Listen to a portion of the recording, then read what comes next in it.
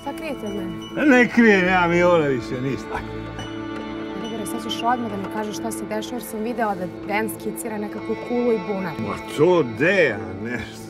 Ja ti sa Zavranom nema više ništa. Ja sam svoju parcelu ustupio Džandikić.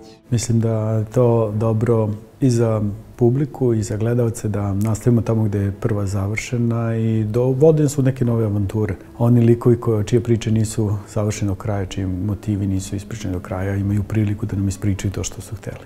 Zaista sam se trudio da uradim najbolje što znam. Mislim da ovaj žanr je veoma zahtevan i daje vam neku vrstu i obaveze, jer publika sad zna već jako dobro šta je to misteri drama i šta je ono što je tipično za ovu jako gledanu seriju, uopšte za celu prvu sezonu. To su neke stvari koje su nekako taj motor pokretanja priče u drugoj sezoni. U što mi verujemo, u što želimo da verujemo, a u što stvarno verujemo.